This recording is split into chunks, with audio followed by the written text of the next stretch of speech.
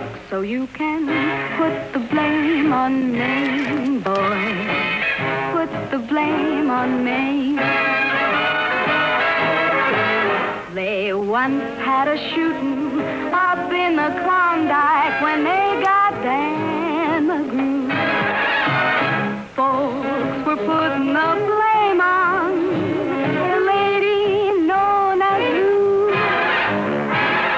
That's the story that went around, but here's the real lowdown.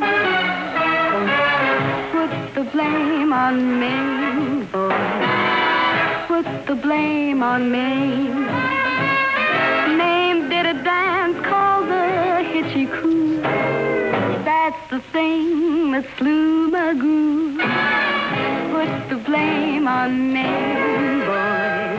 Put the blame on Maine.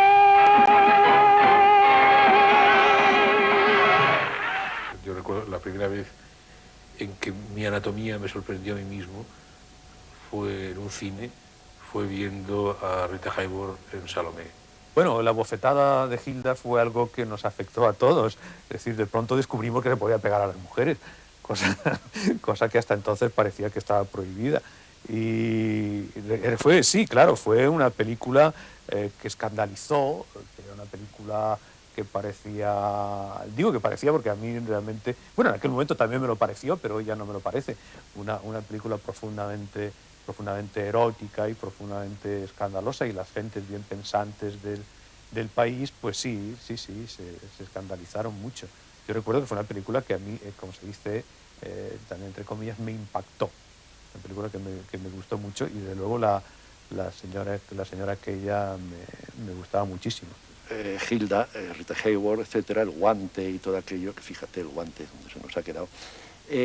Había los carteles en la Gran Vía de la película, no recuerdo ahora si era el Palacio de la Música o la Avenida, a ver que era el Palacio de la Música, estaba el cartel de Hilda, y había las expediciones de los jovencitos de Acción Católica, y por cierto, y alguno de ellos ocupa algún cargo importante en la izquierda, porque la izquierda ha salido mucho de los pilaristas y tienen una compenetración entre sí, etcétera. Y alguno me ha contado ahora, yo era de aquellos jóvenes de los tinteros, echaban tinteros al cartel de Hilda para demostrar su horror ante el sexo. Y entonces este coronel Rodríguez, fue director general de seguridad, trató de reprimir aquellas muestras que a él le parecía inconcebible. Él no podía comprender cómo unos muchachos jóvenes estaban frente a una cosa de tipo sexual. Claro, lo único que pasó es que duró muy poco en su cargo. Estaba aquel arzobispo en Sevilla, no me acuerdo cómo se llamaba, que era el que dijo que Hilda era pecado mortal verla. Claro, la gente, yo tengo una amiga mía que vive en Sevilla, que se vino a Madrid a ver a Hilda, me dijo, mira chica, yo tengo muchas ganas de verla, y me voy a Madrid a verla, que es pecado venial. Entonces llegó a Sevilla y se confesó en Madrid. Claro, dijo, mire, ve con la de ver Hilda, el cura no sé lo que le diría. Posiblemente le diría, pues, a lo mejor ni sabía qué película era. Me dijo, pues si a ti crees que te debes de confesar, porque a lo mejor te ha parecido dura, el hecho de que te estás confesando me basta. Si marchaste a Sevilla se fue tan contenta, claro. Sí, en realidad no escandalizaba a nadie. Escandalizaba a unos cuantos tíos que yo creo que eran unos obsesos sexuales. Es lo que pienso yo. Porque además el argumento de Hilda era una idiotez. Y además era un argumento que estaba sobao y más que sobao, porque el miatu del triángulo de la señora y el otro, bueno, si es que yo no lo comprendo tampoco, si es que pensar que estamos chupando los dedos. Mira, yo de verdad, que es que vamos a partir de una base. En Dumbo de Walt Disney, cortaron planos del sueño de Dumbo. Y si cortan planos del sueño de Dumbo, pues entonces ya está dicho todo. ¿Se puede saber qué pretendes? Ahora todos saben lo que soy. Y eso debería hacerte feliz, Johnny. No vas a ser el único en saberlo. Ahora todos saben que al poderoso Johnny Farrell le engañaron, que se casó con una...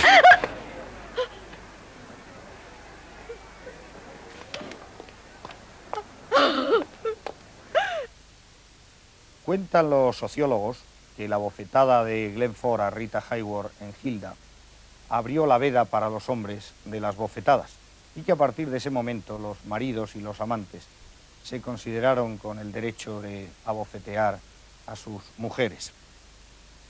No sé si esto será cierto, Pero el caso es que en el cine español también se propinaban buenas bofetadas. A veces eran las damas las que abofeteaban a sus galanes, pero otras veces eran ellos los que respondían con violencia a sus desplantes.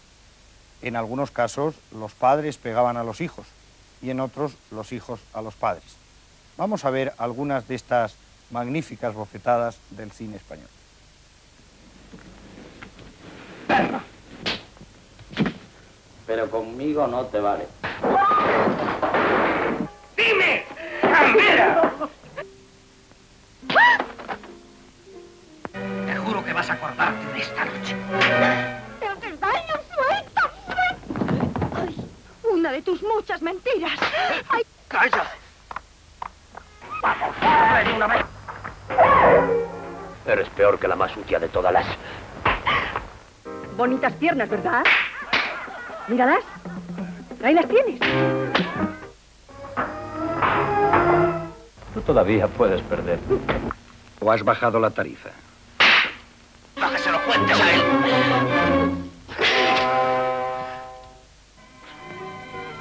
¡Grosero! Sí, pero es a ti a quien detendrá la policía. ¡Cobarde! Esto es lo que mereces por traidor. ¡Ay, la fatalidad!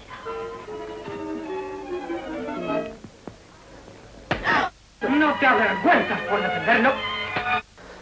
Yo te quería y... Que eres como Toa, que buscas lo que Toa. ¡Imbécil! ¡Por mi alma! Pero eso es otra vez insolente. Pues tú con tu novio. Al menos tu conducta de ahora tiene un aire equívoco que... Pobre muchacho, decente. ¿Dónde usted?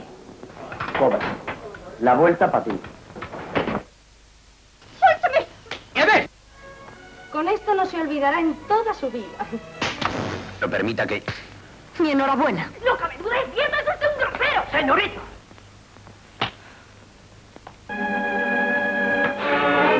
¡Déjame! La casada por compromiso que muestra su despecho porque no ha recibido las caricias que esperaba.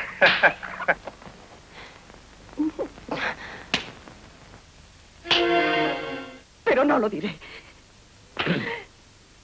¿Que este pregonado puede ser tu felicidad? ¡Toma! ¡A mí no me pega usted! Tú ya me entiendes. Un dulce no, pero un tortazo... ¡Eso no se lo aguanto! ¿Matarme tú? A ver, prueba. Pero bueno, ¿qué?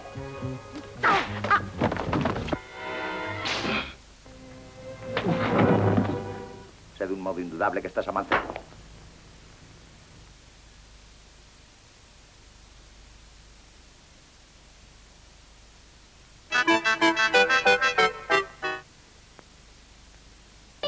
¿Cuántas veces, mujer, fue arroz en tu socorro?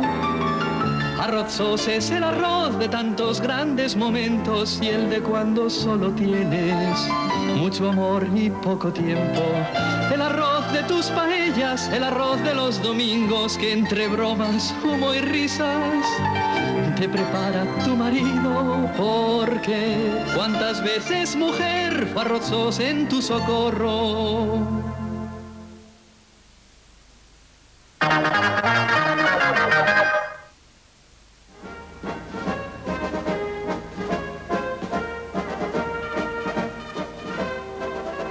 Del programa de esta noche vamos a hablar de literatura. Concretamente les ofreceremos un informe que hemos preparado sobre la situación de la novela española en los años 40. A continuación emitiremos la película Nada, dirigida por Edgar Neville en 1947, que es una adaptación de la novela del mismo título con la que Carmen Laforet ganó el premio Nadal de 1945, el primer premio Nadal. Pero no solo vamos a hablar de Nada en este programa, sino que intentaremos darles una idea de cuál era el ambiente literario de aquellos años, de cuáles fueron las obras de la novelística española más relevantes en aquella época. Concretamente hablaremos de la familia de Pascual Duarte, como ya lo hicimos anteriormente, también de La fiel infantería de Rafael García Serrano y de Javier Mariño de Gonzalo Torrente Ballester, dos novelas publicadas por escritores entonces falangistas y publicadas en 1943, Y hablaremos también de Ignacio Agustí, hablaremos de Manuel Halcón y sobre todo de Miguel Delibes y de La sombra del ciprés es alargada, que gana el premio Nadal en 1947. No olvidaremos en este reportaje las figuras de Don Pío Baroja y de Azorín, supervivientes de la generación del 98, que siguen escribiendo en la España nacional de los 40. Y estarán presentes, de alguna manera, las obras de Fernández Flores, de Zunzunegui, de Foxá, de Pemán o de González Ruán. La novela debe constar de los 3 elementos tradicionales, clásicos, esenciales.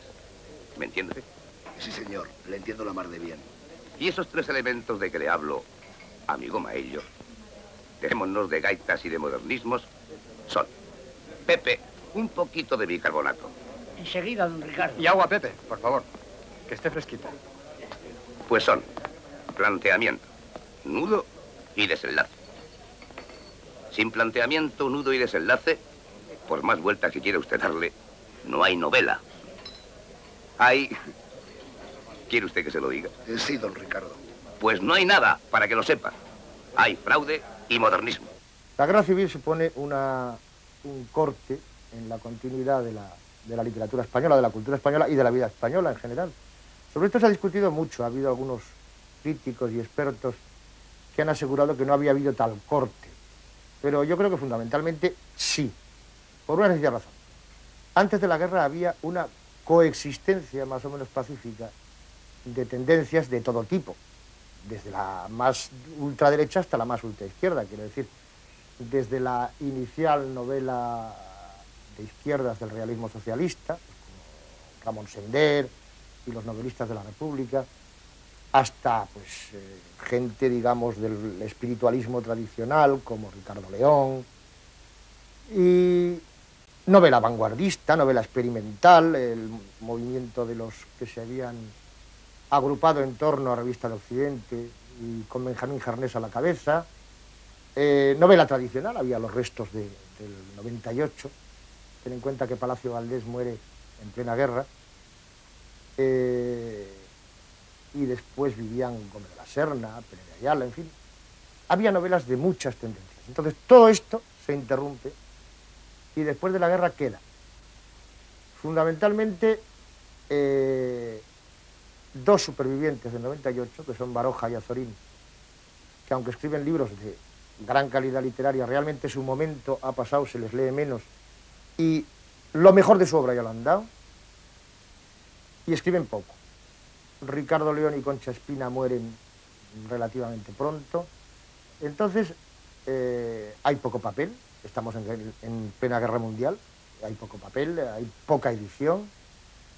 Y sin embargo, la novela española sobrevive, pues, en primer lugar, por los escritores falangistas, lo que proceden del falangismo, y por un intento de creación de una literatura de tipo imperial, de tipo, en fin, que correspondía a la ideología del nuevo régimen. Pero naturalmente ni la novela de vanguardia deshumanizada, ni experimental, ni la realista socialista, ni la novela erótico galante de los años 20, todo esto ha desaparecido, por razones evidentemente de censura. Y entonces queda eso, la literatura imperial o falangista, de algunos intentos de novela de humor, que hay gente, que es un grupo que no se ha estudiado suficientemente, pero que hacían unos relatos divertidos y que querían salirse de aquella especie de digamos, victoria a todo trance, que también tenía que plasmarse en la novela española de aquel tiempo, que eran, pues, José López Rubio, Tono, Miura, la revista La Codorniz, algunos de ellos escribían, ¿no? Y que aunque no han alcanzado entre el público ni entre la crítica, pues el estatuto de grandes novelistas, yo creo que son cosas que hay que recordar porque hacían una literatura interesante.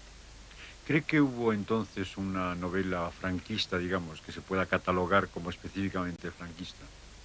Bueno, yo no diría exactamente franquista, yo diría una novela que recogía determinados puntos de vista ideológicos e históricos, más o menos representados por el franquismo. En general, de escasa calidad, salvo Rafael García Serrano, que siempre tuvo muy buena prosa. El resto de los escritores de esta cuerda no fueron buenos escritores. Lo que ha existido realmente es una novela de la guerra, de los antecedentes de la guerra, de la posguerra, de la situación social que se deriva de la guerra. Ha existido la novela pormenorizada del hambre, la del terror, todo lo que se quiera, pero de exaltación del régimen no. Entre otras cosas, yo creo que el régimen se preocupó muy poco de prensa y propaganda, pero realmente muy poco, es decir, se preocupó más de la censura y no tanto, creo yo sinceramente, por el propio régimen como por la influencia eclesiástica. Creo que la gran responsable de la censura fue la Iglesia española y su consideración de victoriosa. Aunque hubiese literatura que se hacía a favor de Franco, en realidad Franco era un hombre que, aunque escribió algo de novela, que se puede parecer a una novela, no entendía mucho de aquello. Yo creo que las relaciones de Franco con la literatura no fueron buenas. Franco la entendió como si fuera un aparato de propaganda. Y entonces ni siquiera los escritores que pudiéramos decir que estaban afectos a Franco, pues como Sánchez Mazas, o como García Serrano, o como José María Alfaro, escribían novela franquista, escribían novela falangista. Y como bien se sabe, estos dos adjetivos hubo un momento en que se empezaron a separar.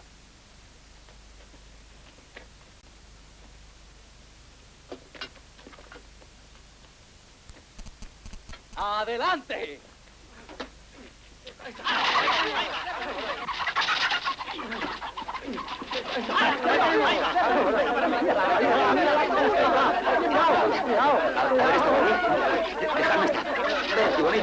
¡Celorra, que nos vamos a dar! ¡Cuidado!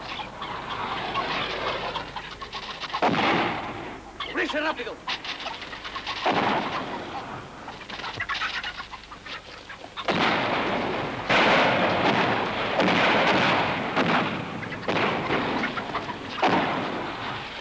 La Fiel Infantería fue premiada con el Premio Nacional de Literatura José Antonio, que se llamaba entonces,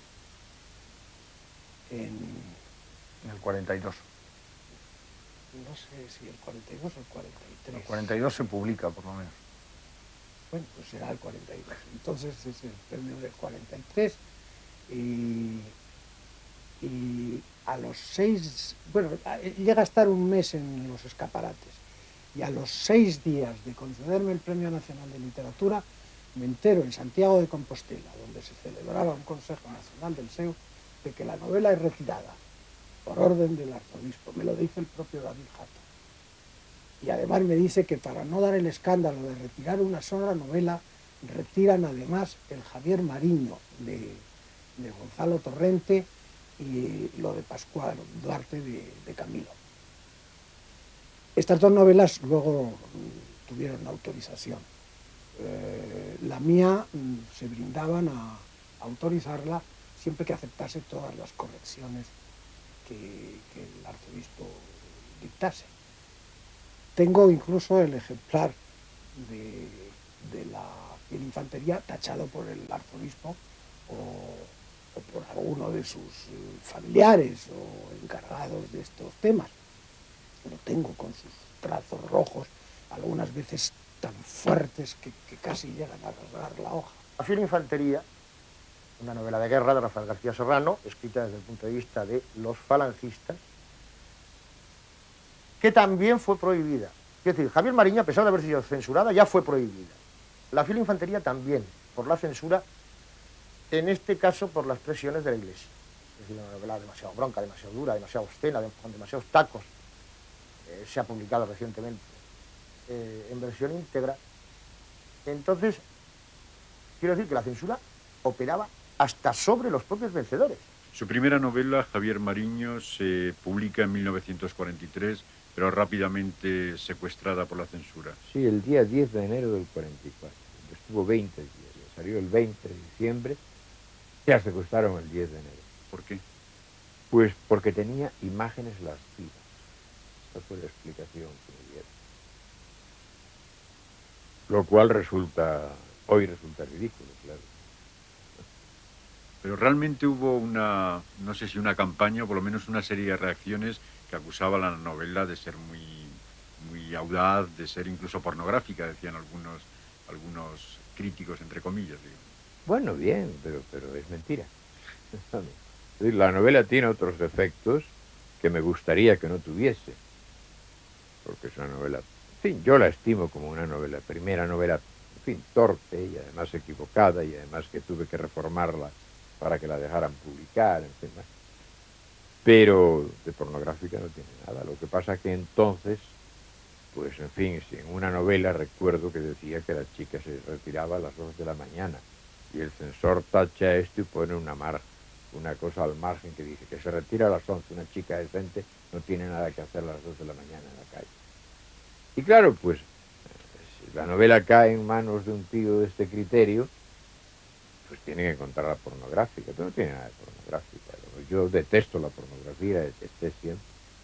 Se publicó Javier Mariño, de Gonzalo Torrente Ballester, a quien la censura le obligó a cambiar el final de la novela. La novela terminaba con el suicidio del protagonista y no se lo permitieron, entonces tuvo que hacer que el protagonista se plegara a las necesidades del bando vencedor y la novela se convirtió en la historia de una conversión. Hola, Pascual.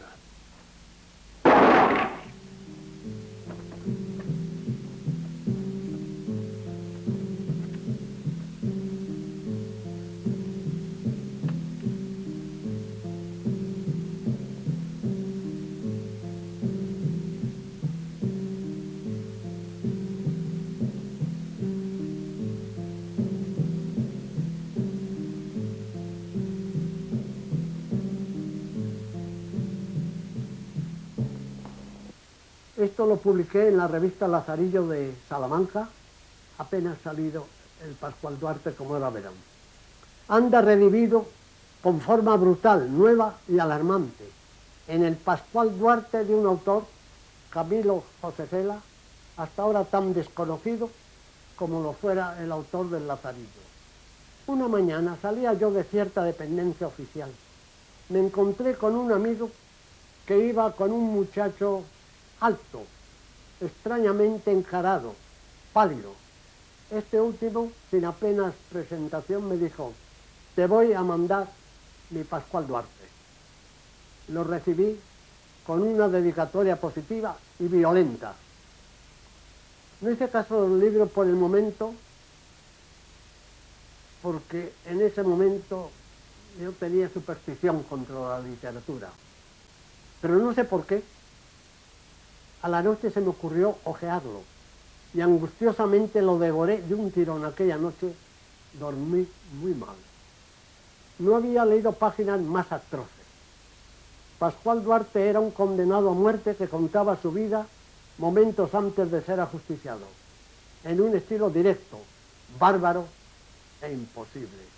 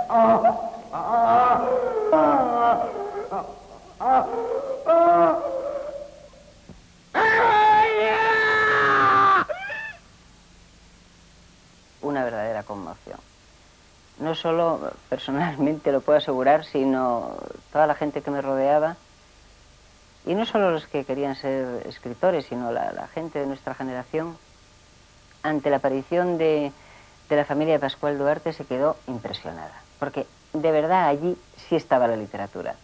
Lo que se había publicado antes, en el periodo que hubo entre la guerra y el 42, bueno, había alguna cosa valiosa, que no voy ahora a decir que no, pero no había nada que enlazara tan directamente con la verdadera tradición literaria del 98, por ejemplo. O sea que ahí, de algún modo, se salvaba el puente ese en el vacío que teníamos antes.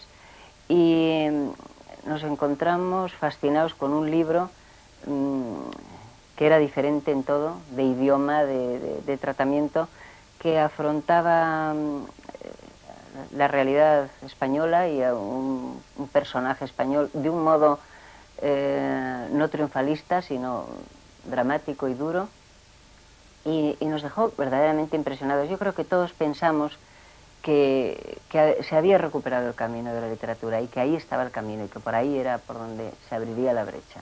Eso, vamos, lo tengo muy claro.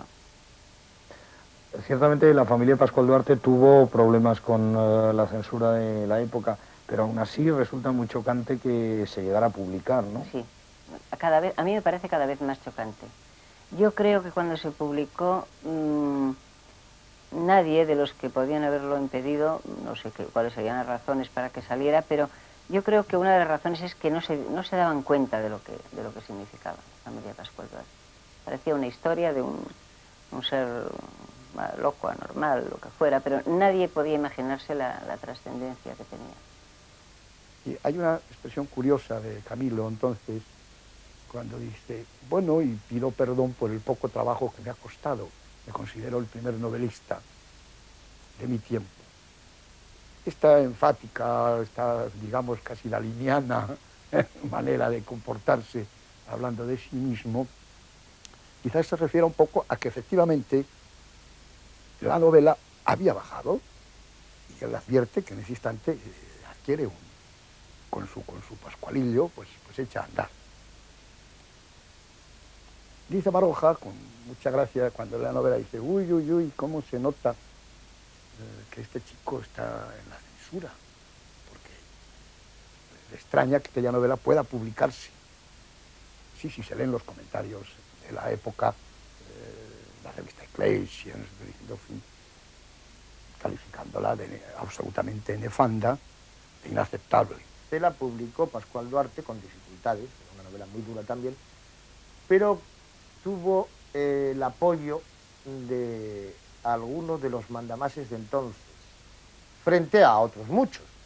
Creo que los grupos más preocupados de la estafeta literaria, Juan Aparicio y tal, decidieron, con bastante buen sentido, que La familia de Pascual Duarte era un gran libro. Y entonces lo propiciaron, lo lanzaron, tuvo muchas dificultades de censura, pero al final se impuso. Se impuso y fue editado abundantes veces, pero con tiradas cortas que tampoco le supusieron demasiado dinero a Camilo José Cela, que, bueno, pues, logró lentamente, a base de escribir mucho más y de publicar mucho más en la prensa, pues hacerse ya un nombre conocido. La familia de Pascual Duarte, novela tan dura, tan bronca y tan extraordinariamente escrita, se impuso desde el principio, por su propio peso específico. Cuando el libro salió en diciembre del año 42, hace ya 33 años, qué barbaridad. Y entonces yo fui corriendo a Espasa, a la librería de Espasa, ahí en la Gran Vía, a ver si estaba. Y estaba allí en un montoncito de libros de novedades, había varios libros, y La familia de Pascual Duarte, 8 o 10 ejemplares. Y no la cogía nadie. Bueno, paciencia. Y yo esperé, y de repente llegó un señor, la ojeó, se conoce que no le gustó, y la dejó. Bueno, mala suerte. Siguió andando y se compró La guerra de las Galias, de Julio César. Volvió sobre sus pasos, volvió a ojear La familia de Pascual Duarte y la compró también. Era la primera persona que yo sabía que había comprado un libro mío. Tomó los 2 libros debajo del brazo, salió a la calle, y yo me acerqué, entonces era, claro, pues 30 y tantos años más joven y 40 kilos más. Un mozo esbelto y espigado. Exactamente. Y me acerqué y le dije, caballero, ¿quiere usted que se lo firme? Y él miró y leyó, Julio César, la guerra de las Galias. Palideció y salió huyendo. Pensó, buen loco, me ha tocado.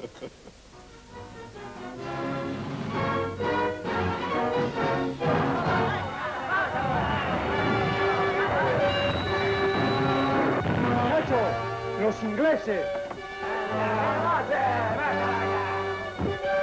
¡Largo todas las velas! ¡Largo todas las velas! ¡Deprisa! ¡Deprisa! ¡Largar a Barlovento! ¡Atención! ¡Largar a Barlovento! ¡Cazar escota! ¡Cazar escota!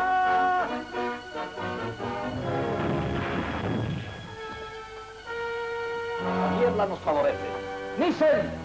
¡Cambia el rumbo 5 grados norte! ¡A orden, señor!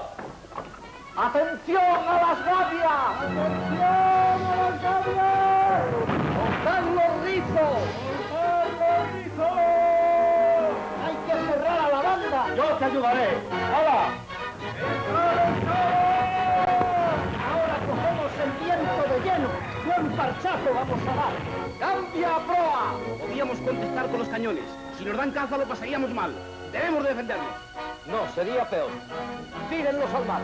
San Cooper, que tiren los cañones al mar. Y las anclas. Y todo lo que pese. Hay que aligerar el barco. Vamos muy escorados. La voladura se resiente. Cogemos agua por la mura de estribor. Esto es peligroso. Si se rompen las cuerdas, estamos perdidos. Escuche cómo cantan las cuadernas. No resistirán. Nos bastan que resistan un par de horas. Es una locura. Aquí mando yo. Quedaba como un islote la obra y la personalidad de Baroja, como un islote de la generación del 98. Azorín quedaba junto a él, pero en la novelística era Baroja un poco el superviviente de aquel momento. ¿Qué peso tiene Baroja en ese momento en la sociedad literaria española, en los medios culturales? Bueno, Baroja, que era un señor, sobre todo profundamente liberal, la guerra le coge ya muy viejo, naturalmente. Tiene que exilarse. Se escapa de su casa de Vera de Vidasoa junto con su sobrino Julio Caro, que le lleva hasta la frontera para dar el paso final. Y él lo ha contado muchas veces muy bien.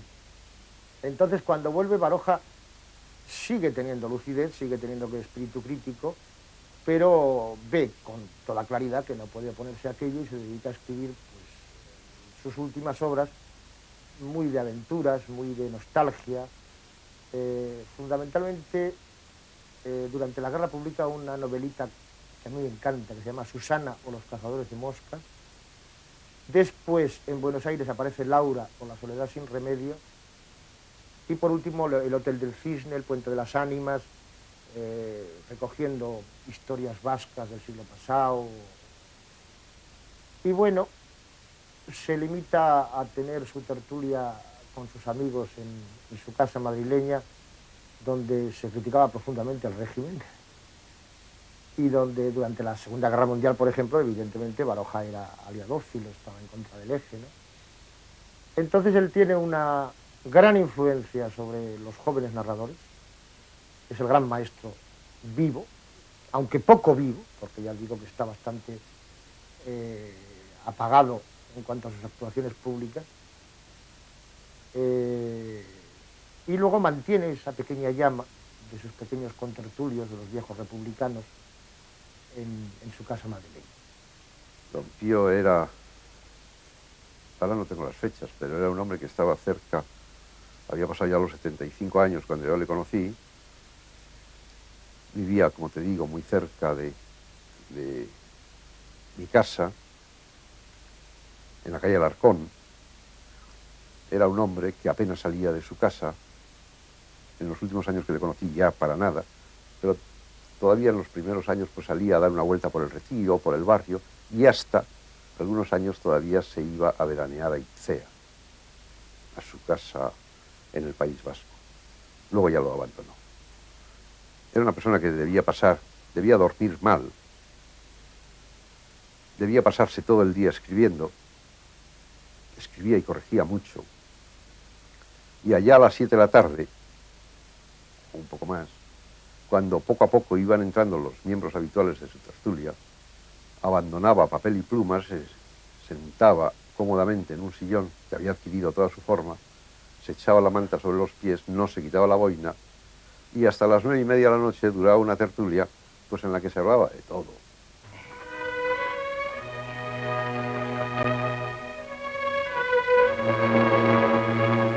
Vaya, que tengas buen viaje. Aquí está la carta. Le aseguro que estaba esperándola con gran interés. ¿Y por qué, don Pío?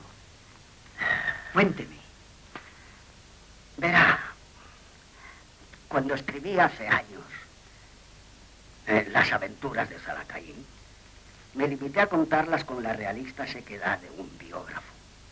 Pero me dejé en el tintero las extrañas circunstancias que me hicieran conocer su vida. Ahora que usted quiere llevarlas a la pantalla, pensé que podían interesarle. Por eso, cuando me habló de sus proyectos, escribí una carta y aquí está la contestación.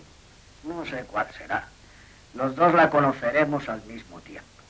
Pero puedo asegurarle que estos rasgos torpes, desiguales, no nos engañarán. ¿Y de quién es esa carta? De Iñaki, el sepulturero de Zaharo. Supongo que habrá cambiado mucho. Yo también he cambiado. Es posible que el pueblo de Zaharo no sea ni sombra del que conocí. Recuerdo que a la entrada, como en otros pueblos vasco-franceses, había una gran cruz de madera pintada de rojo, con diversos atributos de la pasión. Un gallo, las tenazas, la lanza, los clavos. Detrás de esta cruz, que le daba un carácter sombrío y trágico a la aldea, estaba la iglesia, pequeña, humilde, y rodeándola sobre una tapia baja, el cementerio. En él, entre las tumbas, brillaban rosales de varios colores, rojos, amarillos, blancos, y mezclándose con ellos como protesta de la propia vida. Las malas hierbas crecían vigorosas, extendiendo sus vástagos robustos por el suelo y dando un olor acre en el crepúsculo tras las horas del sol.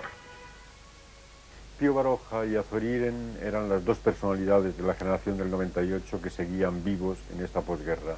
¿Qué influencia, qué eco tenían sus obras, qué crearon o qué generaron también en los jóvenes que empezaban entonces? Creo que debemos verlos primero los dos juntos y después uno a uno. Los dos juntos hay que decir que esa supervivencia fue una supervivencia ciertamente difícil porque la generación estaba en conjunto e individualmente muy mal vista. Y hay muchos testimonios, yo en mi libro sobre la novela aporto varios de ellos, testimonios muy duros, muy injustos, muy incomprensivos contra la generación, a la que se acusa de muchas cosas malas, es culpable la generación. Y estos dos supervivientes son los que indudablemente van a sufrir una carga más dura porque en definitiva son los que están ahí, los que quedan vivos, contra los cuales se puede arremeter.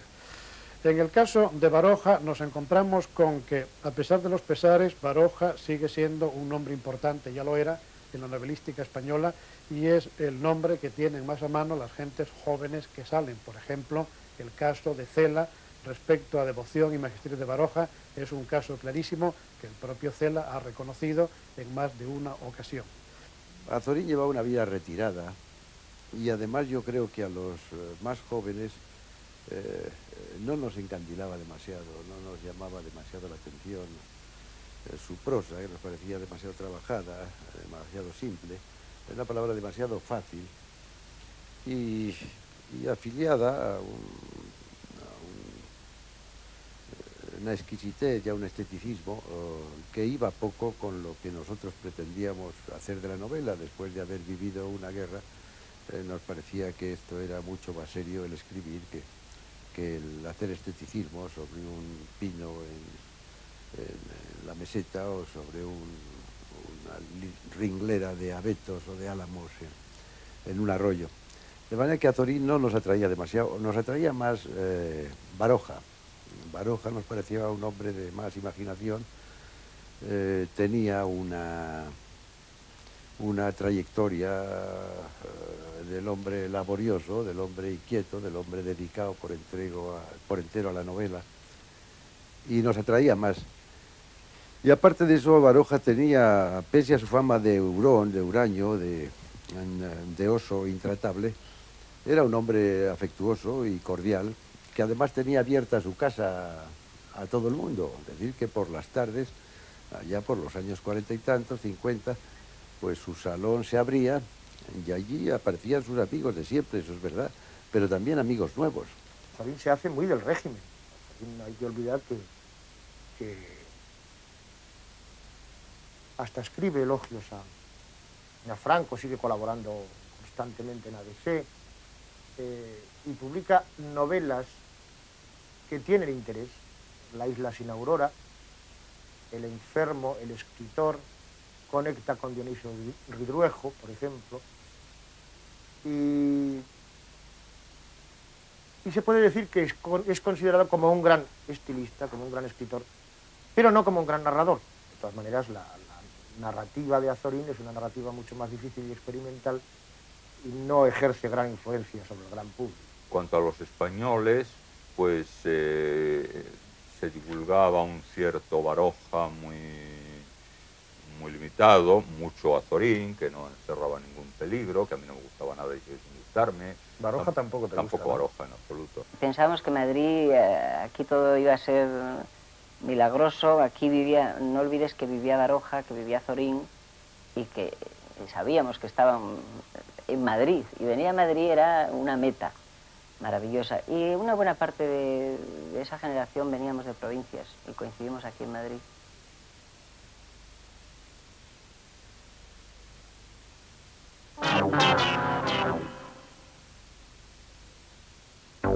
Le vamos a demostrar cómo sacar dinero de 26 entidades bancarias, aunque usted tenga cuenta en una sola.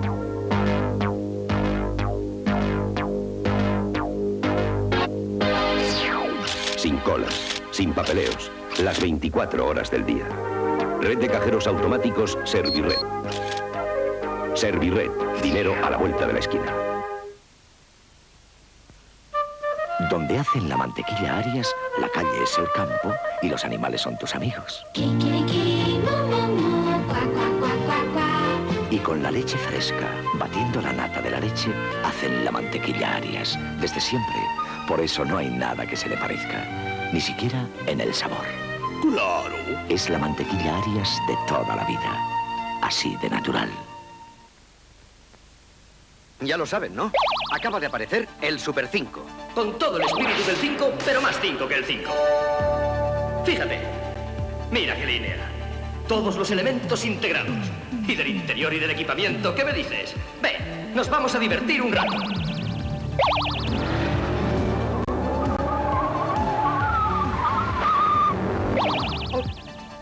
Ya lo saben, ¿no? Es el Super 5. Con todo el espíritu del 5, pero más 5 que el 5. Cada año los municipios exponen las listas del censo electoral, censo que hay que actualizar por cambio de domicilio, fallecimientos o mayoría de edad. 2 millones de modificaciones sobre un total de 28 millones y medio de electores. Con este volumen de datos siempre existe un riesgo de error en el tratamiento informático. Para ejercitar el derecho al voto, la inscripción en el censo electoral ha de ser correcta. En beneficio de todos, compruebe ahora la exactitud de sus datos personales.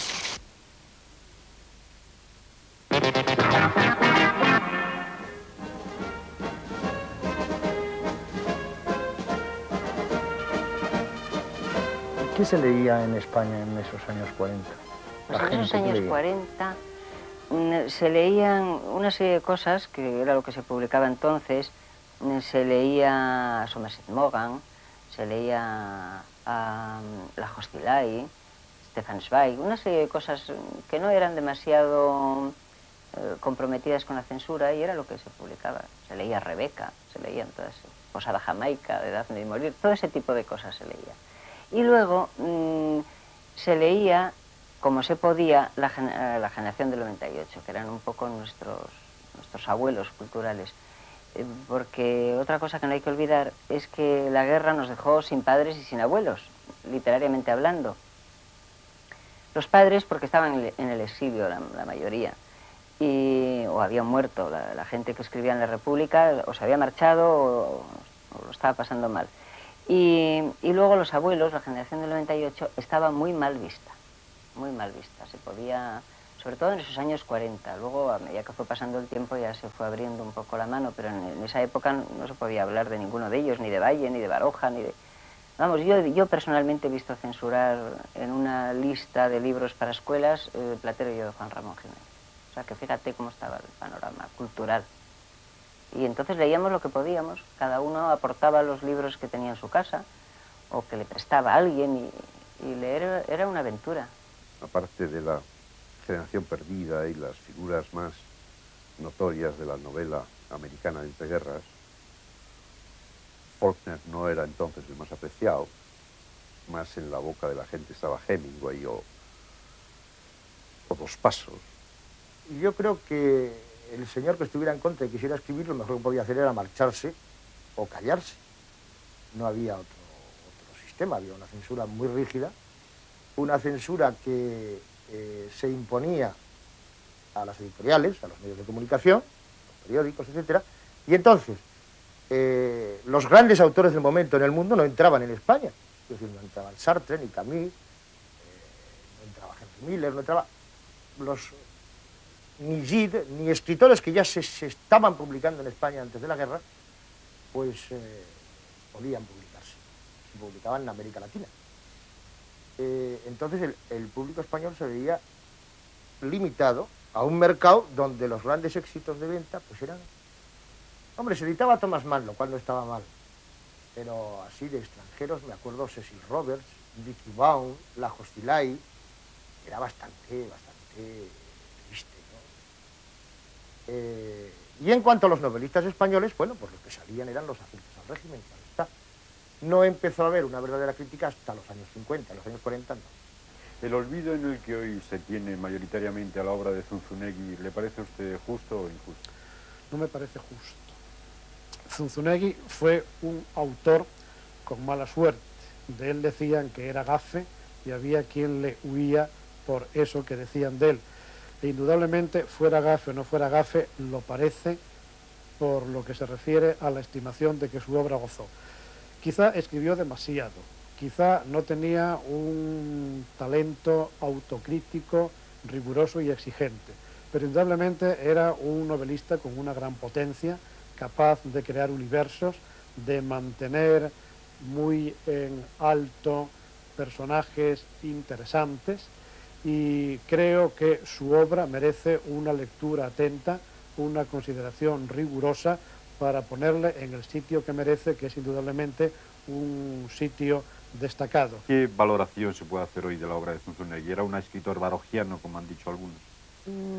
Es curioso, yo creo que era barogiano de espíritu de las cosas que quería contar, mientras, y sobre todo por su común origen vasco, pero estilísticamente no. Estilísticamente era más complicado, tenía influencias de Gómez de la Serna, hacía verdaderas greguerías dentro de sus novelas. Sus novelas son interesantes y hoy la mayoría de ellas bastante ilegibles.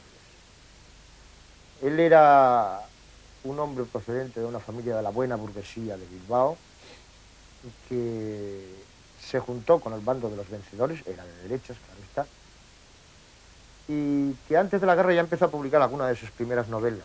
Y después de la guerra tiene, digamos, es un personaje... Él era tenía bastante genio, era un hombre muy suyo. Entonces no se llevaba bien con todo el mundo, ni mucho menos. Y esto lo aisló bastante. Pero él hizo algunas de las novelas más interesantes del momento, y yo creo que se le puede leer como documento histórico. Obras, por ejemplo, como La úlcera, que acabas de citar, Los dos tomos de la quiebra, La vida como es, Esa oscura desbandada, aunque muchas veces se fue a contar historias de tipo galdosiano del siglo pasado, pero de alguna manera también tenía una intención realista. ¿Qué tipo de persona y de escritor era Agustín de Sousa? Bueno, solían decir que era un lujo de la diplomacia española. Yo creo que era también un lujo de la literatura y de la conversación.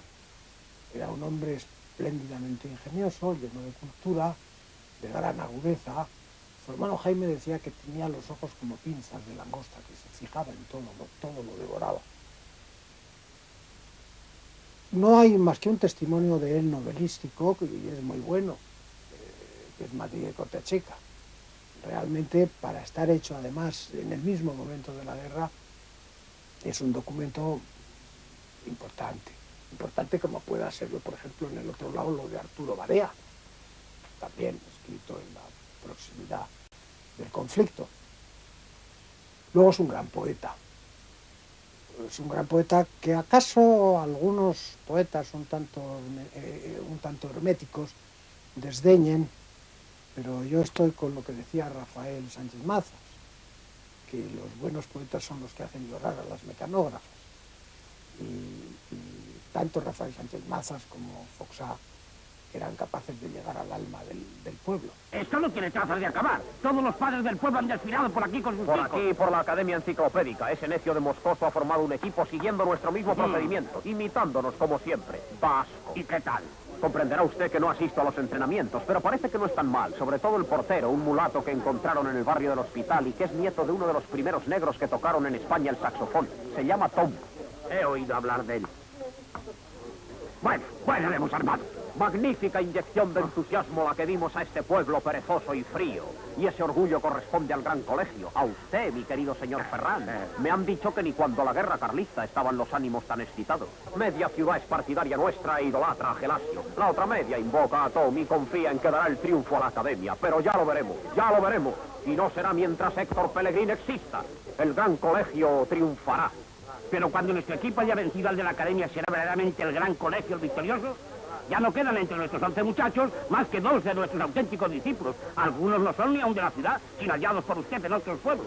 Se nos dirá que ellos no pueden representar al gran colegio y habremos de bajar la cabeza. Oh, ingenuo señor director, cuán desconoce las peculiaridades deportivas. ¿Qué otra conducta siguen los grandes clubs que para empresas de mayor fama y provecho alinean bajo sus colores a jugadores traídos de las más lejanas tierras? Me atrevo a rogarle que si entre su apretada sabiduría queda lugar para una nueva máxima, incluya esta que le regalo con mucho gusto. Un gol, mi respetable director, no tiene patria. Venceslao Fernández Flores, que había tenido una producción interesante, quizá el libro más importante que publica, pues El bosque animado, tal vez en aquel tiempo. Una huella de luz también, que era una novela que realmente tenía interés. Él solía decir, Fernández Flores, que había sido uno de los escritores más leídos y que menos tinta había hecho gastar a los críticos. No había tenido muy buena prensa en la crítica nunca Venceslao Fernández Flores. Sin embargo, tiene una estimación considerable, a pesar de que no se le haya hecho justicia. En aquellos años quizás su obra más importante sea El bosque animado, ¿no? Un libro muy bello, como tal libro, incluso, sin duda. Y luego pues tiene alguna novela que escribió, una sobre la guerra, que un poco recordando su cautividad, tiene escaso valor, y una última ya, El sistema Pellegrín, que era francamente mala. Y se iban reeditando sus obras anteriores, Los que no fuimos a la guerra, todas aquellas que forman una colección estimable dentro de la novelística española del siglo. Le admiraba, le leía. Mi madre era que nos hacía leer lo que escribía Fernández Flores, era una hincha de Fernández Flores. Y efectivamente yo siempre he tenido por Venceslao Fernández Flores una admiración extraordinaria y una afinidad de tocar puntos y de las cosas de humor. Entonces, cuando leí el libro de fantasmas de Fernández Flores, vi que entre los cuentos que ahí se recogen había uno que era delicioso para hacer una película. Aprovechándome del buen suceso que había tenido, que era El escándalo, y de que estaba bien lanzado para proponer yo temas y personajes y autores, pues dije, quiero llevar a Fernández Flores al cine y quiero hacer este asunto de Fernández Flores. Entonces se me aprobó, hablé con Fernández Flores, nos hicimos amigos, yo no le conocía, empezamos les puse cómo quería hacer, creé el personaje del destino, que no existe en el cuento, para en torno de él hacer ver que una posibilidad de estas cosas que los humanos atribuimos al destino, muchas veces el destino no tiene culpa ninguna, personaje que luego hizo Perchicó, muy bien, y entonces hice el guión con Fernández Flores.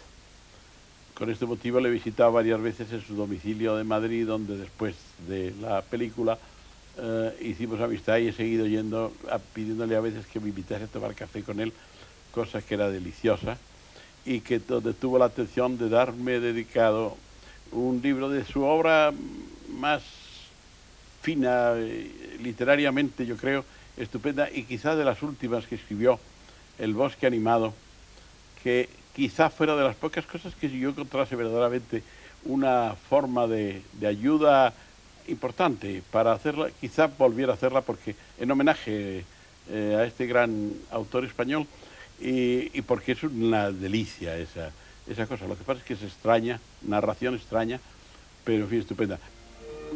Amigos míos, la patria está en peligro. Nosotros nos debemos a ella totalmente, absolutamente. ¿No me equivoco? No, señor embajador. ¡Viva la patria! ¡Viva! Me conmueve vuestro patriotismo, queridos connacionales. Hoy es día de nómina. Todos habéis cobrado, empezando por mí. Pues bien, la patria exige de vuestra generosidad que le entreguéis el esfuerzo de vuestro trabajo. No preguntéis para qué, es secreto de Estado. Aquí está mi sobre. Fiel Bautista, cumple con tu deber. Pero no quiero ver caras tristes. Al depositar vuestra paga sobre esa bandeja, gritad muy fuerte: ¡Viva la patria! Viva la patria. Viva la patria. Viva la patria. Viva la patria. Viva la patria. Viva la patria. Viva la patria. Viva la patria. La mejor idea que ha tenido un patriota desde la independencia. Te juro que yo no he dicho ni una palabra. Ya. ¿Qué está todo? Más de uno se ha guardado parte de su paga. El patriotismo está por los suelos. ¿Pero cuánto hay, excelencia? 225.000. ¿Cree usted que podrá conseguir ese ánfora con esta cantidad? No, señor. Entonces es preciso un acto heroico.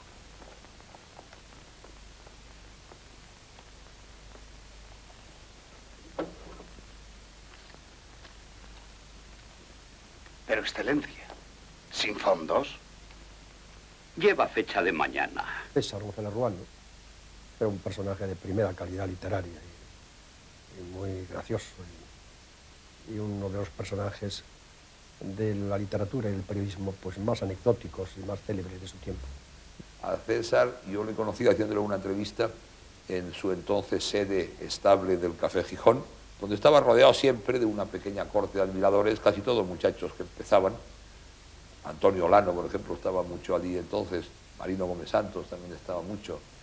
Entonces él impartía en cierta medida su cátedra entre café y café y entre cigarrillo negro y cigarrillo negro, y al mismo tiempo escribía, como sabes, a pluma sus artículos. Después se enfadó y se pasó al Cafeteire, pero su gran época coincide con su Café Gijón, su escribanía del Café Gijón y su tertulia fija del Café Gijón. No sé si ha sido una debilidad concederte estos minutos, pero me resistía a que esto acabara así, para siempre. No te da frío esa palabra. Siempre. Tiene que ser. ¿Rosita? Vete, José, vete. ¡Rosita! ¡Oiga! ¡Oiga! ¡Usted! ¿Qué hacía usted aquí? ¿Qué pretendía robar? ¿Robar? No, señora. Estaba viendo el jardín y se me cayó el sombrero dentro. ¿Ha visto usted mi sombrero por ahí? Yo le he visto a usted intentar saltar la verja. Lo suficiente para llamar al cuartelillo de la Guardia Civil. Oh, no es usted justa. Soy yo, no usted, la que tiene que hablar de justicia. No se entra impunemente en una casa ajena. Tía Juanita. Rosita. ¿Tú? ¿Acaso estabas? Ese muchacho, tía, estaba hablando conmigo. Se despedía en el momento en que usted ha llegado. No ha venido a robar. Por lo menos no venía a robar cosas de poco valor. Salga usted ahora mismo. Sí, señora, sí. Ahora mismo. Por la puerta. Es por donde salen las personas decentes. Le hago a usted el honor de ofrecérsela para salir. Sí, señora, sí. Tiene usted mucha razón. A los pies de usted. Gracias. ¿Qué es esto, Rosita? Tienes que explicarme todo, aunque temo que lo que he visto lo explica demasiado claramente. ¿Cómo valora la figura de José María Peman? Es una figura difícil de valorar en cuanto que fue muy político, se politizó mucho a sí mismo, le politizaron mucho. Él mismo hablaba de que había gente que tenía de él una imagen incompleta y falsa. Peman, el autor, únicamente del Divino Impaciente como si no hubiera escrito más. Escribió mucho, quizá con exceso, porque tenía una gran facilidad para escribir. Yo a Pemán le valoro sobre todo como articulista. Decir esto no es decir ninguna novedad, pero sí es decir una evidencia. Sus artículos en la tercera de ABC normalmente son ciertamente, y muchos, bastantes, artículos magistrales. Creo que ahí es donde está, al menos para mí, el Pemán más interesante. Con respeto para su poesía, con respeto para su teatro, con respeto para su narrativa. Por ejemplo, ahora mismo me acuerdo de una novela corta, El romance del fantasma de Doña Juanita, que me parece deliciosa. El ilustre escritor y académico don José María Pemán habla en la solemne sesión que se celebra en el Salón de Actos del Palacio Nacional de Montjuïc, presidida por el legado pontificio. Dice cómo los congresos eucarísticos señalan el principio de una nueva era en la historia religiosa y aún en la temporal de los pueblos en que se celebraron.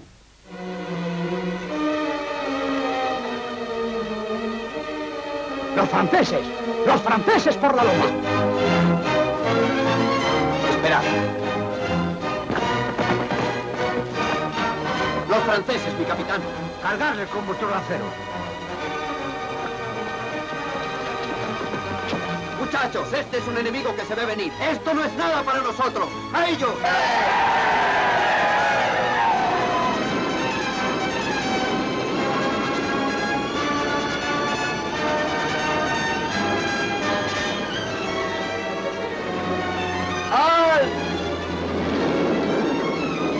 ¡Al ataque!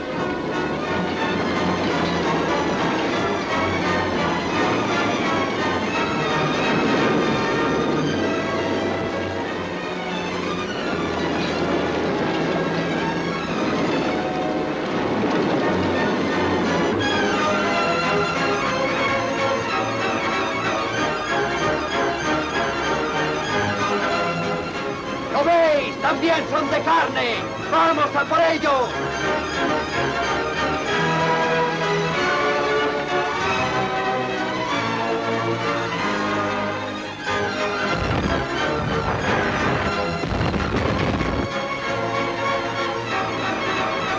¡Es nuestro!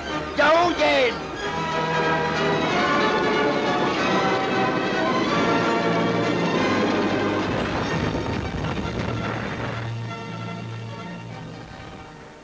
Manuel Halcón es otro escritor de un cierto refinamiento literario,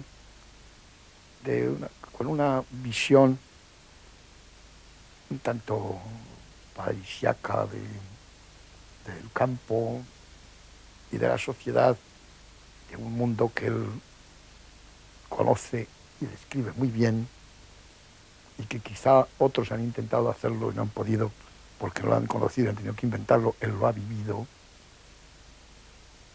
Que es una novelística que también, que con una gran, muy empeñosa de ocupar un sitio importante en nuestra novelística. A mí me parece un tanto frustrada por una cosmovisión reducida, una visión social muy restringida, pero con una finura, con una gran consistencia estética, formal, y unas apreciaciones de una realidad circundante, a veces muy penetrantes y a veces muy valiosas. ¿Ha preguntado usted si quiere tomar algo a la señorita Angustias? Le he llevado su comida en una bandeja y no la ha querido. ¡Alegría! ¡Alegría! No hemos comido Toma, pollo rico. ni pavo. Hemos comido un buen conejo, que es lo mejor que hay. Muy bien, Juan, muy bien, muy bien. Lorito. Lorito, hoy es el día de Navidad y las familias se ponen alegres y contentas, se perdonan sus pequeños agravios y ríen juntos. Como tú eres de la familia, toma este pedazo de turrón. ¡Borracho!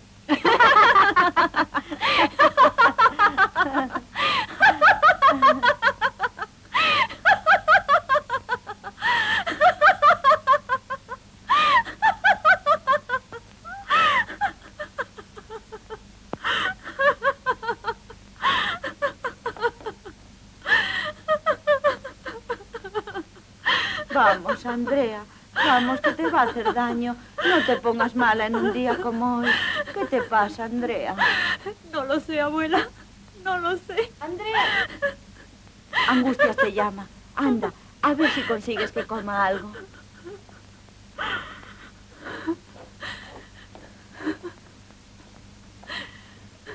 La primera vez que se concede el premio Nadal lo consigue Carmen Laforet con Nada. ¿Qué supuso en ese momento la aparición de esta novelista y de esta novela? ¿Qué es lo que más llamó la atención o lo que más destacó en esta obra? Pues yo creo recordar que lo que más llamó la atención fue el hecho de que se tratase de un nombre completamente desconocido. A Carmen Laforet la conocían algunos lectores del Ateneo de Madrid, de la biblioteca, que veían a una muchacha que iba de vez en cuando a leer libros a la biblioteca y que parecía que también escribía, emborronaba cuartillas. El hecho además de que fuera una persona joven, el hecho de que se diera un premio a una persona desconocida y joven significaba que en ese premio no había componendas, que era un premio que actuaba limpiamente. Y luego el hecho de que la novela realmente merecía el premio, que era una novela que tenía un indudable interés, una novela que reflejaba una situación y que por tanto había un camino abierto para la novelista y un camino abierto en el premio para futuros concursantes. Para mí, Cela y Carmen Laforet, los dos fueron la gran bomba literaria. Además me parece muy difícil que yo pueda volver a vivir una experiencia así, porque ha cambiado todo tanto que es difícil pensar que la aparición de dos novelas o de dos libros de cualquier tipo pueda causar esa conmoción cultural. Con Nada ocurrió que nos encontramos con la gente que éramos nosotros, de algún modo. Así como en la familia de Pascual Duarte tomamos contacto con la verdadera raíz, la verdadera entraña del pueblo español, con Nada yo creo que nos encontramos con nosotros mismos. La protagonista de Nada éramos nosotros. Justo es el año en que estamos en primero de la facultad. Y la protagonista de Nada es una universitaria que está viviendo en plena desolación de la posguerra. Hay una gran orfandad en el libro, hay tristeza, soledad, hay vacío, el vacío de la posguerra. Es una adolescente, una joven que entra a la universidad en un mundo en ruinas. A su alrededor todo se ha derrumbado. Y eso que quizá lo hemos analizado después, en aquel momento no lo analizaríamos, seguramente nos limitábamos a leerlo ya que nos impresionara y nos gustara, pero era el encuentro con nosotros mismos, que yo creo que eso lo vimos después, hasta qué punto nos veíamos reflejados y nos veíamos identificados con ese mundo de Nada. La novela causó un impacto por sus propios valores y también tengamos en cuenta que el mundo literario también era muy machista entonces. O sea que la aparición de la primera mujer que después de la guerra salta al mundo literario con una novela en la mano y una novela además buena, pues tuvo su importancia en el efecto que produjo en el público, lo cual es perfectamente legítimo. Nada, pues alcanzó el premio Nadal. El primer premio Nadal fue el año 44. Y yo creo que le dieron 5.000 pesetas de premio a Carmen Laforet, lo cual en estos tiempos de Cervantes y Planetas resulta un poco irrisorio. Aún en aquel entonces 5.000 pesetas no era demasiado dinero. Era, bueno, pues el sueldo de 2 meses de un españolito medio. Pero sin embargo alcanzó éxito, sobre todo porque era una novela diferente, una novela que contaba las angustias existenciales de un adolescente en la Barcelona de posguerra, sin ninguna complacencia, con mucha penetración poética, y que sorprendió. Y yo me acuerdo haber leído en los boletines de la censura de aquel tiempo, porque, bueno, casi todos eran boletines de censura, pero me acuerdo de un boletín del INLE que decía que era una novela peligrosa, asiática, muy torturada, y que no era para poner en todas manos. Claro, esto era terrible. ¿Cuál es la situación entonces, en ese momento, del escritor español? Bueno, muy mala. Es que realmente la situación del novelista, hablando de novelas, del novelista español actualmente es también mala, es difícil. Pero es que entonces, cuando yo salgo a la palestra literaria, no hay más que una oposición que se convoca cada año, que es el Premio Nadal. No hay ninguna otra posibilidad de manifestarse que ganando ese premio o, en fin, quedando entre los colocados, porque a veces editaban 3 y hasta 4 novelas de las últimas, de las finalistas del Nadal. Amigo Maello, permítame compartir con usted ese cuaderno escolar de tan gratos recuerdos. No tengo un solo papel virgen que llevarme a la pluma. Tenga usted, don Ricardo. Si las musas y el jurado de Huesca me otorgan la flor natural y esas 3.000 pesetas, le juro solemnemente, amigo Maello, que le convido a usted a croquetas de pescado sin límite alguno. Por favor, Pepe, un café con leche y un poquito de bicarbonato. Sí, señor. Y agua fresquita, si es posible. Se gana el premio Nadal en 1948 con La sombra del ciprés es alargada. Nos gustaría que rememorara un poco aquellos días, cómo recibió la noticia, qué supuso para usted, qué sensación dominante tuvo en aquel momento, etc. Sí, yo debo reconocer que la obtención del premio Nadal fue para mí uno de los momentos cruciales de mi vida, uno de los momentos más emotivos. Yo había reservado que estaba escribiendo una novela a todo el mundo, tan solo lo sabían en casa de mi padre y mi mujer, de manera que no había dicho absolutamente nada. Y entonces estaba de redactor en el norte de Castilla. Y me acuerdo que esa noche, donde todos hacíamos mesa, porque los periódicos eran entonces de 4 páginas, de 6 a lo sumo, ¿verdad? Ya como un derroche, no había papel. Pues la verdad es que teníamos poco que hacer, no había secciones al margen de las informativas, y para titular las noticias que cabían en 4 o en 6 páginas, pues éramos 8 personas, de manera que trabajamos muy poquito. Pero yo esa noche me levanté con una diligencia desusada para ir a las cabinas del teletipo, y es que estaba esperando la noticia de Barcelona. Y en efecto, sobre las 12:30 o la 1:45 salió la noticia, letra a letra, claro que esto es lo que me paralizaba el corazón, yo mano a mano con aquel teletipo que me iba diciendo pues que había quedado con Ana María Matute y con Pomo Angulo finalista en las votaciones. Seguí entrando, ¿verdad?, sin decir todavía nada, hasta que salió otra noticia en la que decía que Pomo Angulo y yo éramos los finalistas definitivos. Y ya salí a la redacción y dije, pues soy finalista del premio Nadal. Pues, puede usted imaginarse. Allí los gritos, las voces, pero hay que llamar, hay que avisar, y entonces sí, el director llamó a Barcelona y le dijeron, ha ganado Miguel Delibes por 3 votos contra 2. Entonces, claro, que se llenó de botellas, brindamos, yo cogí la bicicleta, porque entonces iba en bicicleta al periódico, y marché deprisa y corriendo a decírselo a mi mujer. Me escuso decirle a usted que no dormimos, estuvimos charlando hasta las tantas, hasta que llegaron a las 9 las primeras enhorabuenas. Pero realmente para mí pues fue una cosa, lo confieso, fue más importante que ganar la cátedra que había ganado 2 años antes. El impacto de Miguel Delibes es posterior, es decir, después de la novela de Carmen Laforet, las otras novelas descubren más un novelista o la posibilidad de él que una novela.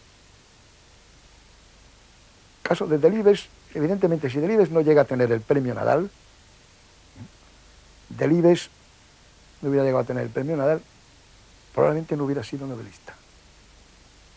Se hubiera dedicado a su cátedra de Valladolid, a su periódico, hubiera escrito algún articulito. Esto le animó. Y entonces continúa. Tampoco la novela siguiente es un gran impacto.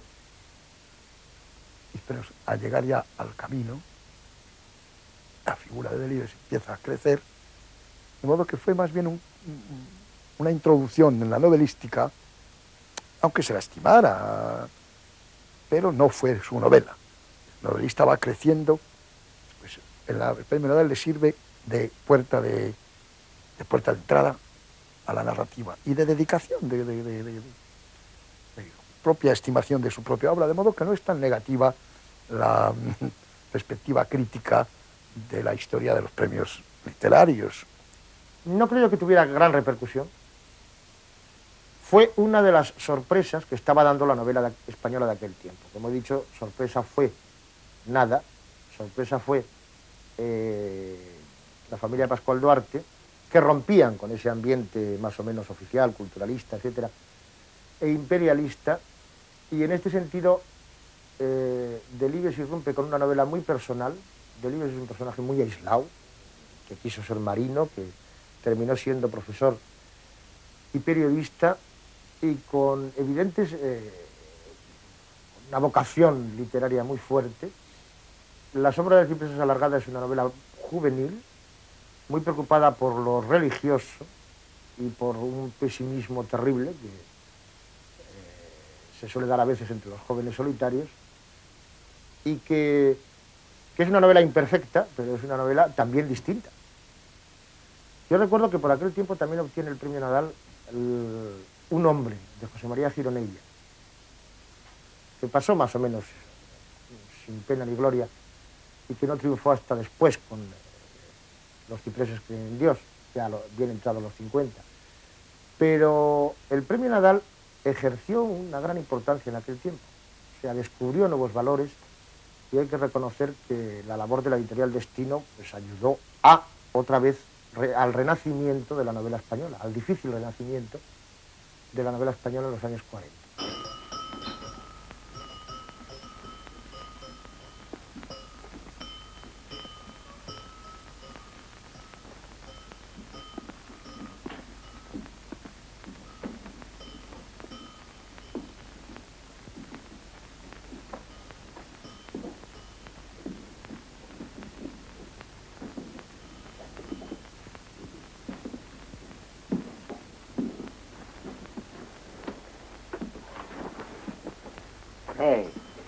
Sea usted bienvenido a la casa de Portillo.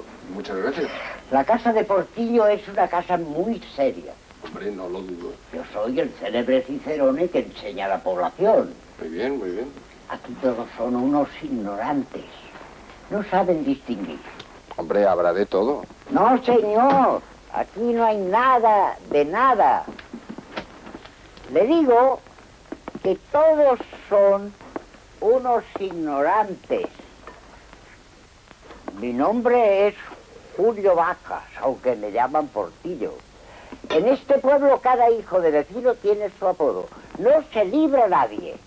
Aquí tenemos un capazorras, un tamarón y un quemado, un chapitel, un costelero, un pincha y un caganido. Tenemos un monafrita y un cabezón, y un caldo y agua y un caracuesta, un chiril y huevo y un cabrito ahumado, un fraiserino, un insurrecto, un futiqui y un piratos. Aquí, señor mío, no nos privamos de nada. Ya veo, ya. Y a todos juntos nos dicen bufones y borrachos, los del pueblo de al lado. Yo he enseñado la villa a todos los visitantes ilustres. ¿Y vienen muchos? Muchos. Y muy importantes. Hace años, antes de la aviación, anduve enseñándole el pueblo al rey de Francia. Ah, sí. Como lo oye. Fue en un viaje de incógnito, de riguroso incógnito. No se enteró ni Dios. Venga, venga. Fue cuando eligieron a don Niceto Alcalá Zamora. ¿Sí? Sí. Usted cree que soy un ignorante, ¿no es así? No, hombre, Dios me libre. Pues le voy a decir una cosa que quizá usted no sepa. Bueno, usted la sabe, pero como si nada, ¿eh? Bueno, de acuerdo. Resulta que él y don Niceto eran primos. Caramba. Como lo oye. Y claro, como don Niceto era republicano, él, por aquello del que dirán, tuvo que hacer el viaje de incógnito. Lo sé de buena tinta. Era un hombre que daba gusto hablar con él. Muy listo, alto, bien vestido. Enseguida se echaba de ver que era un rey del extranjero. Claro, claro. Y cuando se marchó, me dijo, Portillo, toma, para que agarres una borrachera a mi salud. Y fue y me dio 2 duros. La cogí de pronóstico. Créame, se lo juro. Pues le creo, le creo. ¿Por qué el viaje a la Alcarria? ¿Por qué hacer un viaje a la Alcarria? Esto fue hace 30 años, fue el año, claro, 45 debió de ser, no 46, bueno, es igual. Y de repente me entró el aburrimiento en Madrid, y no era todavía un Madrid tan aburrido, monstruoso y tecnócrata como el actual. Todavía era respirable, pero pensé que me vendría bien echarme al campo unos días, y no pensé más. Me busqué unas guías de ferrocarriles, de carreteras, para saber por dónde iba vagamente a ir, aunque después iba por donde me llevaban las circunstancias. Tomé el tren, me bajé del tren en Guadalajara y eché a andar. ¿Para qué luego escribió el libro? Hombre, era un poco la experiencia de aquel viaje, ¿no? Yo en el viaje no escribí, me limitaba a tomar notas en un cuaderno, porque claro, si las notas las tomas en una cuartilla, al final vuela, las lleva el viento, eso. Y sobre las notas que fui tomando y que tenía reunidas en este cuaderno, escribí después el libro de una sentada para publicarlo, para dejar constancia de aquello. Y además, porque la literatura de viajes había tenido en España un gran auge y había sido olvidada, yo no sé por qué, pero había sido olvidada, lo cual era una lástima porque había precedentes, a mi juicio, muy ilustres. ¡Oh! Mi querido académico. Venga, venga. No. Permítame que le presente a Matías Martí, inventor de palabras. Don Ibrahim de Ostolaza y Bofarul, ilustre jurista. Encantado de conocer a otro poeta. Poeta, yo no. Yo jamás he sido capaz de unir más allá de 3 o 4 palabras. Yo soy un inventor de palabras, un creador del lenguaje, con lo cual contribuyo a enriquecer el léxico patrio. Matías es un suministrador de materia prima del lenguaje. Lo que Isaac Peral hizo con el submarino, Matías Martí lo hace con las palabras. Lleva inventadas más de 1000. Por favor, Matías, dele usted la última a don Ibrahim. Bizcotur. ¿Cómo dice? Bizcotur. Dícese del que sobre ser bisojo y mal encarado mira con aviesa intención. Puede también usarse como sustantivo. Se la regalo. No sé qué decirle. Muchas gracias. Pero Matías no conoce todavía su famoso discurso de ingreso en la Academia de Jurisprudencia. Se lo ruego, don Ibrahim, siéntese con nosotros y permítanos oír su discurso. Es que hoy no tengo dinero, apenas para un café. Es igual, siéntese con nosotros. Y por favor, don Ibrahim, su discurso. Gracias. Señores académicos, ¿cómo admitir, como quiere el señor Clemente de Diego, que la usucapión sea el medio de adquirir derechos? El cine español de los años 40 había adaptado bastantes novelas del siglo XIX a la pantalla, sobre todo las de Palacio Valdés y Pedro Antonio Alarcón. Lo que ya no era tan frecuente en esa época es que los directores de cine se interesaran por las novelas contemporáneas, por las novelas que se estaban publicando en aquellos años. Lo había hecho Sáenz de Heredia con Mariona Rebull, que fue emitida en este programa hace unas cuantas semanas, y lo hizo también Edgar Neville en 1947 con Nada, la novela de Carmen Laforet, que había ganado el premio Nadal del 45, como hemos comentado anteriormente.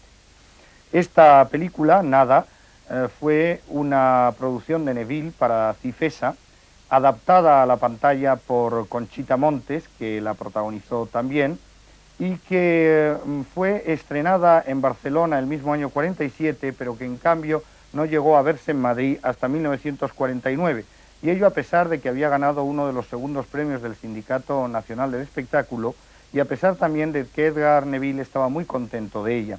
Decía concretamente Neville que nada es en la película lo mismo que en la novela.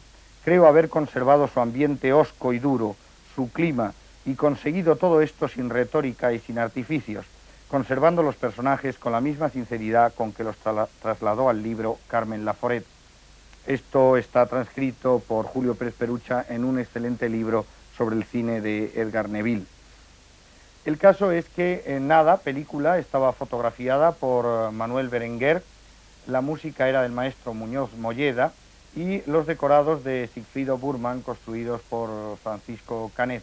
En su equipo técnico figuran otros nombres ilustres del cine español de de aquellos tiempos y de los años posteriores, como por ejemplo Alfonso Nieva o Valentín Javier o Julio Buch, que era el script de la película, y sobre todo Juan Mariné, que era ayudante de cámara en esta película y que después se convertiría en uno de los operadores más importantes del cine español.